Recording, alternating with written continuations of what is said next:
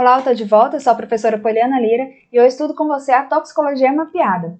Bom, nós vamos começar nesse bloco um dos assuntos mais polêmicos, mais atuais e mais discutidos em toxicologia no nosso país, tá? Vamos estudar dentro da toxicologia social os canabinoides, os derivados da maconha, tá? Então vamos começar com esse tema tão importante para a discussão, falando da planta, né? Conhecendo a planta. Então, o nome da planta é Cannabis sativa, beleza? Inicialmente, ela foi utilizada pelas propriedades têxteis e também propriedades medicinais. Ou seja, desde o início, né, já se sabe, já se conhece a propriedade medicinal da cannabis. Não é uma novidade. Isso está relatado, está descrito já, beleza? Mas por que ela não foi utilizada a vida toda com propósito medicinal? Qual é o problema? É sobre isso que a gente quer conversar. Bom, o que a gente pode entender de canabinoides? Os canabinoides são derivados da cannabis sativa, né? Ou seja, são derivados de produto natural, de uma planta, e são substâncias ligantes dos receptores canabinoides e compostos relacionados. A gente tem diversos canabinoides, tá? Várias moléculas diferentes que são derivados da cannabis sativa, por isso são chamados de canabinoides. Alguns com maior potencial, né, psicoativo, outros com menor potencial, alguns com nenhum potencial psicoativo, beleza? Mas a gente tem o principal princípio ativo da maconha, que é esse cidadão aqui, ó, o 9-THC, ou quimicamente chamado de 9-tetrahidrocannabinol. Ele é o principal agente psicoativo derivado da maconha, beleza? Então nós temos basicamente, nós temos vários, né, canabinóides, mas a gente pode destacar dois, o canabinol, que não tem efeito muito pronunciado, então pode-se desconsiderar o efeito psicoativo, ele pode até ter um pouco de efeito, mas é insignificante, tá? E tem o canabidiol, que tem efeito psicoativo, tanto é que ele que está descrito aí na portaria 344, a gente vai entender a questão normativa melhor daqui a pouco, mas ele tem sim propriedades psicoativas, mas não necessariamente propriedades ligadas ao efeito, né? De prazer, de relaxamento, de perturbação mental, que normalmente o padrão aí de uso de rua, né, acaba buscando num comportamento abusivo, tá? Então ele tem mais ligação a um efeito psicoativo a nível de modulação de impulso nervoso do que propriamente das sensações que são buscadas pelos fumantes de maconha, tá? Os canabinoides normalmente são mais encontrados nas inflorescências. Na planta, ele está na forma carboxilada. Então, para que ele se torne ativo, ele precisa passar por uma quebra através de calor, né, que é a pirólise. E aí, através dessa quebra, dessa pirólise, aí sim ele se torna ativo. Então, na forma que ele está presente aqui na planta, ele não está na forma ativa. Ele precisa passar pela pirólise para que ele sofra descarboxilação, né, e se torne ativo. Nós podemos encontrar a erva comum, nós podemos encontrar a forma skunk, né, ou o óleo de haxixe. A forma skunk é uma forma de cultivo da maconha, né, da cannabis sativa, onde você tem muito controle sobre as condições de cultivo dessa planta. Então, você tem muito controle sobre a exposição ao sol, né, à luz solar, muito controle em relação aos nutrientes presentes ali naquele solo, muito controle em relação à quantidade de água que a planta recebe. Tudo pensado em favorecer o desenvolvimento da planta e das inflorescências, que é onde eu vou encontrar maior concentração de canabinoides, tá? Então, esse skunk é o que a gente chama de super maconha, que ela foi super cultivada no ambiente controlado para render mais. E nós temos aqui também o óleo de haxixe, né, que é o óleo extraído da planta. Esse óleo ele tem propriedades psicoativas e também é comercializado aí, né, no ambiente de rua. Aqui tá a parte farmacobotânica, né, da planta, características, né? Da folha, ela tem um visual, né? Uma morfologia bem emblemática, bem conhecida. E nós temos aqui, né, a parte de toxicocinético. Então, como que essa droga, né, esse canabinoide, essa maconha, ela normalmente é utilizada? Qual é o percurso dela no nosso organismo? Ela pode ser utilizada na forma fumada ou na forma oral. Na forma fumada, assim como nós vimos lá no crack, né, quando a gente estava conversando sobre a cocaína, na forma fumada a gente vai ter efeitos rápidos. Ela é detectável no plasma em questão de segundos, com pico plasmático alcançado em minutos. Só que a gente perde muita dose, assim, muita concentração no processo de pirólise, no processo de queima. Sobrando ali para a ação, né, cerca de 25%. Além da forma fumada, que é a forma mais comum, né, dentro de um padrão de uso de rua, nós temos também a forma oral, tá? Na forma oral, a absorção ela é lenta, é irregular. Os canabinoides, eles têm baixa biodisponibilidade, ainda abaixo de 25%. Você pode pensar assim, nossa, na forma fumada ele vai ser queimado, então vou perder muita dose, né? Quase 80%, né? 75% da dose, é muita coisa. Mas na forma oral, pela biotransformação que acontece e tudo, eu vou ter disponível apenas 15%, uma porcentagem ainda menor. O pico de concentração demora mais um pouco, né? Vai ser em 2 horas. E ela degrada-se no estômago, sofrendo grande biotransformação. Então, chega lá no ambiente do estômago, é um ambiente ácido, os canabinoides eles vão sofrer uma biotransformação, né, e vão acabar sendo degradados. O THC, vou grifar ele aqui. O THC, ele é altamente lipossolúvel, quase totalmente ligado a proteínas plasmáticas, então ele tem uma alta capacidade de ligação a proteínas plasmáticas, atinge o sistema nervoso central, se distribui e pode se depositar no tecido adiposo, gera vários metabólitos, a eliminação na forma inalterada é praticamente desprezível, então aqui a gente tem que lembrar que os canabinoides, a exemplo do THC, eles são bem passíveis de metabolização, tá? Então praticamente não vai ser eliminado inalterado, não, né? 70% da dose é excretada em 72 horas, ou pela via renal, né, ou seja, pela urina, ou pela via fecal, pelas fezes, podendo ser detectada em até 30 dias para fumantes mais frequentes. Então, demora 3 dias para ser totalmente eliminado, né? Bom, e falando em biotransformação, né, como são moléculas, né, bem passíveis de biotransformação, vamos falar da biotransformação. A gente tem aqui que 3 metabólitos mais importantes são gerados, né, nessas etapas aí de biotransformação. Aqui a gente pode ver algumas reações envolvidas, né, reação de fase 1, a hidroxilação, aqui a gente tem o ativo, né, o delta 9-THC, sofrendo hidroxilação, formando o 11-hidroxi-delta-9-THC, que sofre oxidação e vai gerar esse outro metabólito, que vai sofrer conjugação, formando esse último metabólito, que é quem vai ser eliminado. Então, aí nessa imagenzinha você tem um esquema, né, da biotransformação dos canabinoides. Então,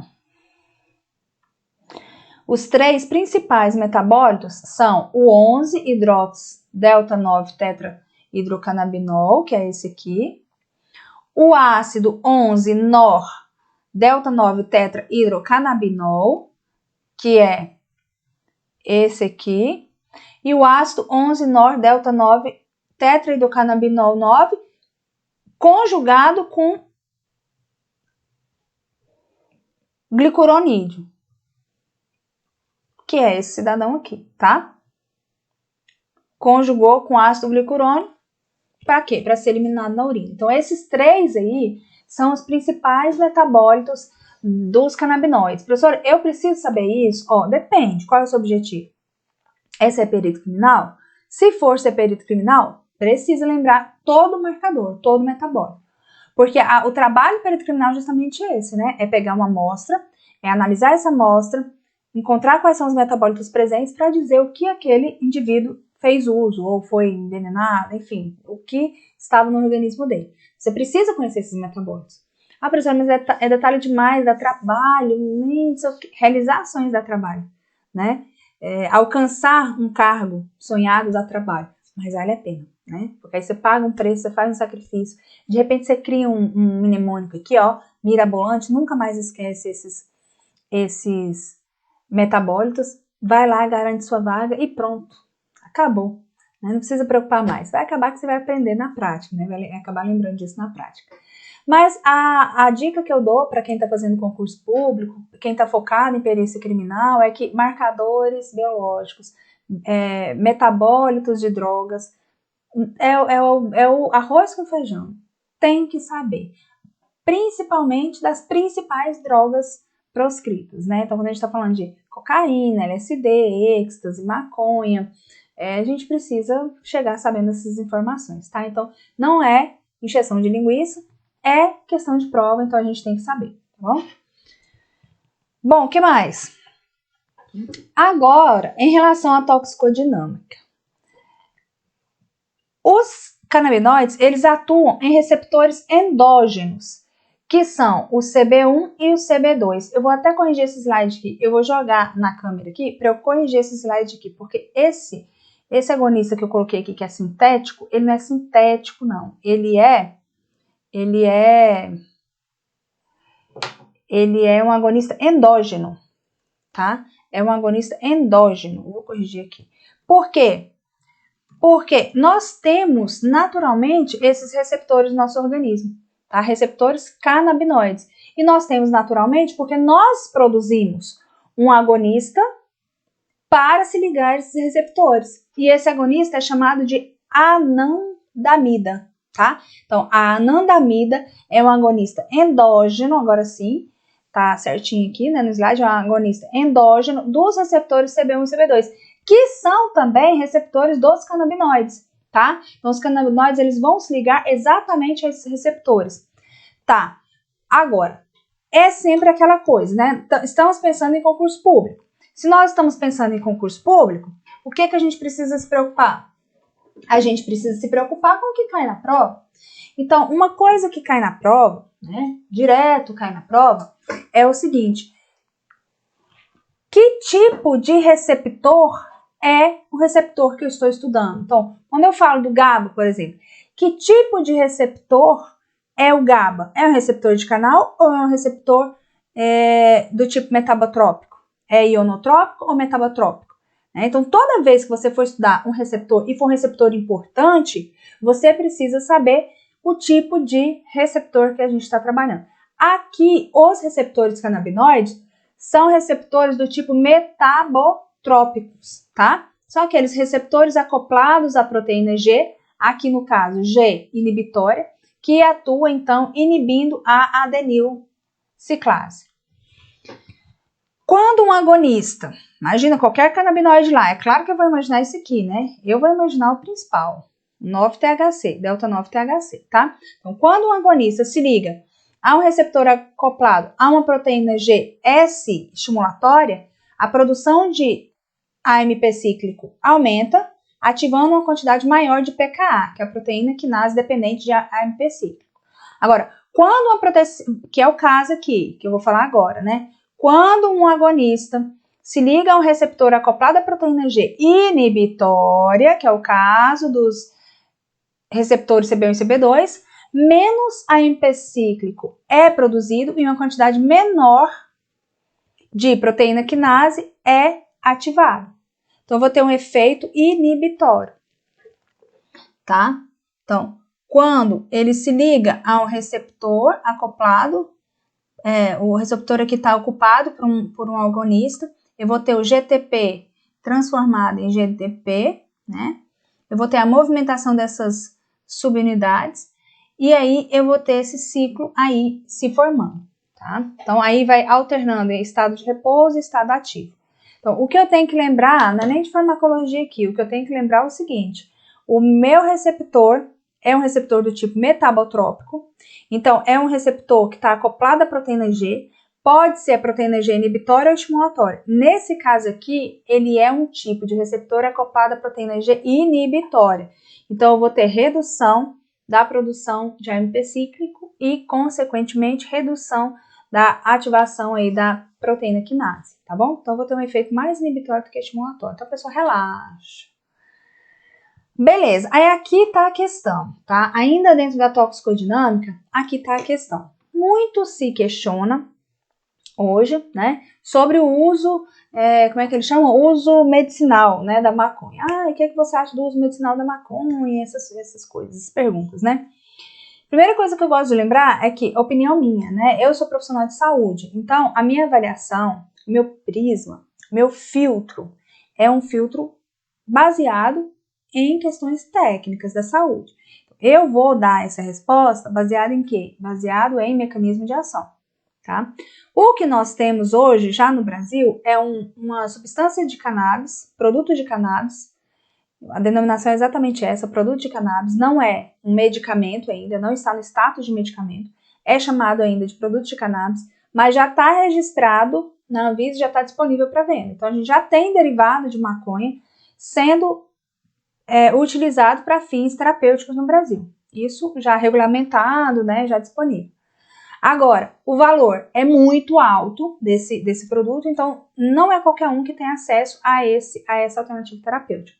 Isso abre uma margem para um outro problema, que é um problema social, né? As pessoas, elas não têm acesso ao medicamento, não têm acesso ao produto, né, de cannabis, então eles normalmente vão judicializar, eles vão atrás de processo judicial para ter acesso a esse produto.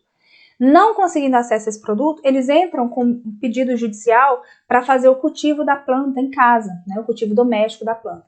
Esse cultivo doméstico da planta que eu vejo com muito temor. Por quê? Porque a gente vai ter a extração de um óleo sem controle nenhum, a gente vai ter a necessidade, né, que essa família que está fazendo esse cultivo e extração desse óleo utilize solventes, que são solventes que, enfim, que não é de uso, né, de conhecimento, normalmente, de pessoas leigas. Esse produto ele vai ser extraído num volume não controlado, numa pureza não controlada, não vai ter nenhum tipo de controle de qualidade, nenhum tipo de controle de dose, nem acompanhamento terapêutico, então fica muito complicado apoiar um tipo de decisão dessa. Agora, o uso terapêutico de derivados da maconha, esse já é aprovado, né, pela Anvisa, porque já tem produto registrado, beleza? Então, dentro de uma concentração específica. Então, quando você olha lá a portaria 344, você vai ver que tem uma concentração específica de canabinoides nesse produto de cannabis. Então, não é qualquer concentração. Por isso que eu fico pensando, às vezes, como esse cultivo doméstico, né, vai ser seguro, se até o produto que é produzido para a indústria e tudo tem um limite de concentração. Tá, e por que tem essa preocupação com esse limite? Né? Não é uma coisa, aquela máxima, né? O que é natural não faz mal. Eu costumo responder essa frase, né? Falando, ó, cuidado, que a cocaína é natural, né? Então, não vamos pensar que o que é natural não faz mal, não, porque faz sim. Então, qual é a ameaça que os canabinoides, né, que a maconha, ela traz para saúde? Se o meu prisma é saúde, então qual é a ameaça que traz para a saúde?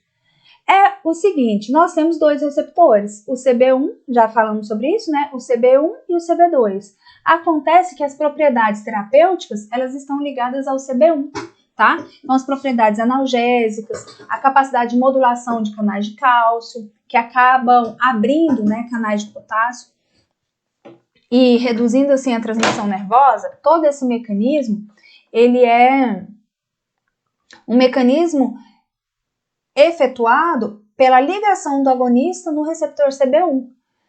Então, isso é ótimo, porque realmente eu tenho aqui fins terapêuticos. Agora, presta atenção, quando o mesmo agonista se liga aqui no CB2, no outro receptor, acontece uma modulação do sistema imune, ou seja, uma ação imunossupressora, e ainda hematopoese. Então, eu vou ter interferência no meu sistema de produção de sangue e também na minha defesa, no meu sistema imune. Ou seja, quando eu não presto atenção, né, na pureza, no tipo de produto, na concentração, eu vou estar ligando o agonista tanto a CB1 quanto a CB2. Então, eu vou estar resolvendo um problema de saúde, muitas vezes abrindo porta para outro problema e talvez até pior, tá? Então, essa questão da imunossupressão, da modulação aí do sistema hematopoético, são coisas que acabam assustando a gente em relação a esse uso medicinal, né, da planta. Outros pontos, né, em relação a essa questão. Pouco se sabe sobre o mecanismo exato. Então, tem muitas dúvidas ainda em relação a esse mecanismo. O que mais? Pode induzir tolerância farmacodinâmica aos receptores CB1. Então, essa planta, né, esse produto, a cannabis, os derivados, né, os produtos de cannabis, eles podem induzir tolerância farmacodinâmica aos receptores CB1. Ou seja, sabe aquele receptor CB1 que é o receptor bom, né, que tem ação terapêutica? Quando a pessoa vai fazendo uso desses canabinoides sem controle, acaba provocando a tolerância, aquele efeito, aquele fenômeno de tolerância, que é a necessidade de maior dose para obter o mesmo efeito. Então, essa questão aqui também é um ponto de preocupação. Então, primeiro, pouco se sabe sobre o mecanismo exato. Segundo, pode induzir tolerância farmacodinâmica aos receptores CB1, a necessidade de maior dose para ter o mesmo efeito, né? E existem efeitos subjetivos variáveis. Então, a euforia, que é o que justifica muitas vezes o uso recreacional, né, e abusivo. Sonolência. Aí a gente tem alguns efeitos que a gente observa no comportamento, né, das pessoas. Perda de discriminação de espaço e tempo. A pessoa fica sem noção de tempo e de espaço. Incoordenação motora, prejuízo da memória recente, déficit intelectual e cognitivo. Esse é bem clássico do usuário de maconha, né? Ele fica realmente com uma dificuldade intelectual e cognitiva. Diminuição na percepção sensorial, hiperemia das conjuntivas, fica com aquele olho vermelho, né? Elevação do apetite, a pessoa, mas essa elevação do apetite não é uma elevação do apetite, né? Esse termo aqui tá bem... a pessoa comer 1 quilo de uma pratada mesmo, chega lá e come 1 quilo de arroz, então às vezes, eu sempre comento isso, às vezes quando a gente está estudando e quando a gente está, sei lá, desconfiando que alguém está fazendo uso de maconha, quando a gente observa o comportamento e os hábitos, a gente começa a receber sinais. Então essa questão do apetite é um ponto assim, muito claro na pessoa que começa a fazer o uso da maconha, porque aí você consegue ver como a pessoa se alimenta muito, né, come bem mais mesmo, não é só a elevação do apetite, ela realmente come absurdamente a mais. O que mais? Boca seca. A dose elevada pode provocar uma psicose tóxica. Nós temos alguns efeitos crônicos também relatados, né, sobre a função pulmonar, como a diminuição do número de bronquíolos e a carcinogênese. Então, como ela tem um padrão de uso normalmente fumado, então eu vou ter alguma repercussão pulmonar, né, em razão disso. O sistema cardiovascular, eu tenho também alguma repercussão, porque vai ter elevação da saturação da carboxihemoglobina, elevação da velocidade de batimentos cardíacos, exigindo maior aporte de oxigênio. E no sistema imune a gente vai ter aquilo que a gente conversou, né, que é o grande medo, que é a imunossupressão, beleza? Tô dando um zoom aí para você ler direitinho, mas você precisa se lembrar que você tem acesso aí a esse material, né, no curso. Bom, e aí essa discussão em relação ao uso de canabinoides, uso medicinal, uso não medicinal, uso recreativo, né, ela vem atravessando vários momentos, né, no Brasil. Então, eu trouxe um breve histórico aqui sobre essas discussões que aconteceram a nível de Anvisa. Então, a gente vê aqui, por exemplo, a Anvisa abrindo uma discussão sobre canabidiol, aí depois os produtos à base de canabidiol têm importação agilizada, depois a importação de produtos à base de canabidiol ganha uma norma específica, aí depois a Anvisa começa a autorizar 113 pedidos de importação de canabidiol, né? E aqui a algumas questões em relação a alertas, a coisas que estavam acontecendo. Então, a Anvisa, ela tem discutido amplamente isso com a sociedade e com os profissionais de saúde, o que acabou culminando na inclusão dos canabinoides na lista C1 e, na verdade, na A3 também, então, em duas listas da portaria 344 de 1998.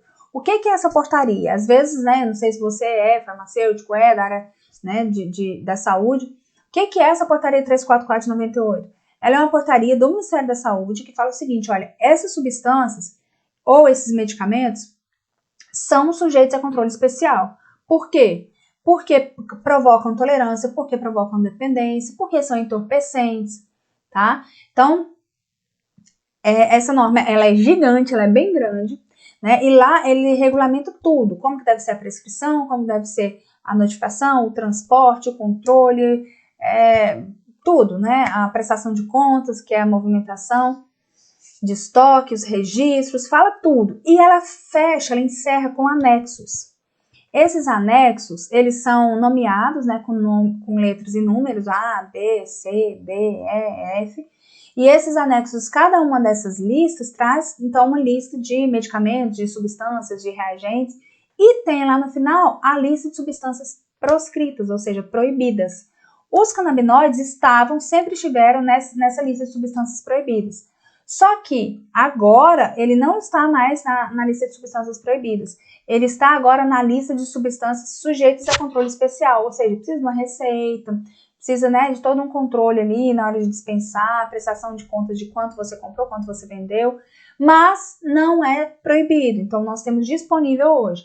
É sobre isso que eu quero falar com você. Então, aqui, ó, a lista C1 da portaria 344, né, a lista de outras substâncias sujeitas a controle especial. Essas substâncias todas que estão listadas aí, né, são dispensadas, né, sujeita à receita de controle especial em 2 vias, que é aquela receita branca.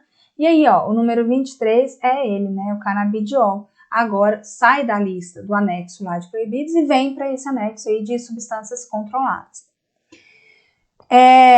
Esses anexos, eles são atualizados através de publicação de resoluções. Essa aqui é a resolução que fala sobre a atualização do anexo da portaria 344, incluindo justamente o canabidiol, mas dentro de uma concentração máxima de 30 miligramas, tá? Então, nós temos aí, né, essa questão normativa. Então, hoje não se discute mais a questão do derivado da maconha ser utilizado para fins medicinais. Ele já está registrado, está disponível, está regulado na portaria 344, então não tem mais o que se discutir.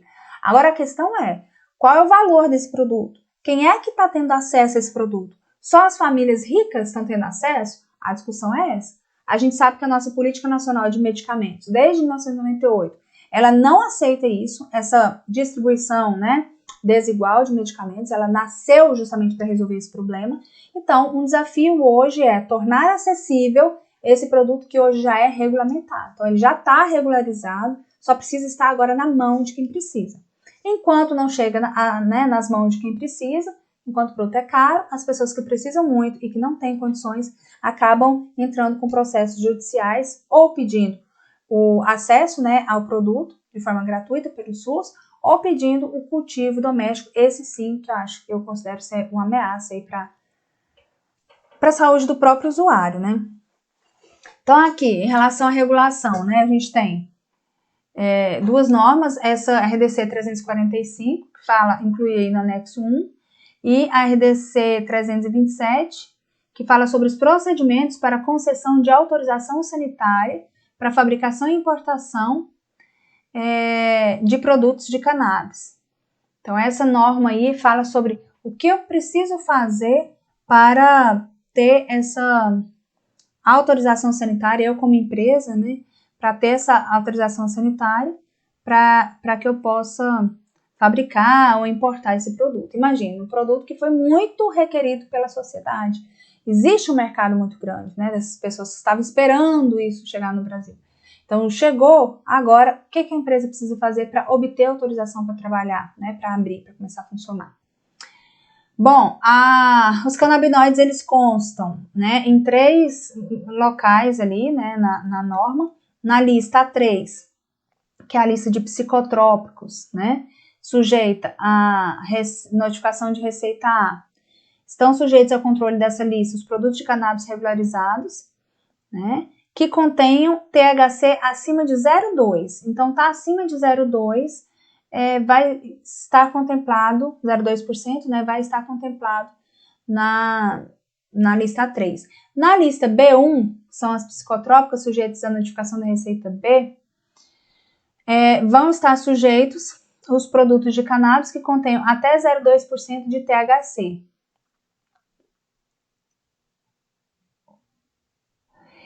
E na lista E, na lista de plantas proibidas que podem originar substâncias entorpecentes psicotrópicas, a gente tem uma exceção dos controles referentes a essa lista dos medicamentos registrados na Anvisa. Então aqui, ó, que possuem sua formação derivada de cannabis sativa em concentração de no máximo 30 mg de THC por ml e de 30 mg de canabidiol por mililitro,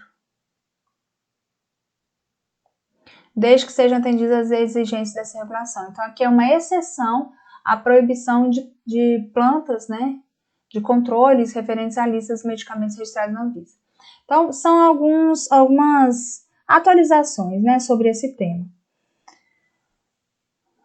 Esse aqui eu só dei uma ampliada, né, nesse print que eu tinha mostrado. E em relação a canabinoides, né, basicamente o que a gente tinha a dizer é realmente isso. Agora, como você viu aí no spoiler, né, nosso próximo bloco a gente vai abordar um assunto super interessante também, que são os alucinógenos, tá? Adoro esse assunto. Eu espero você. Até mais. Tchau, tchau.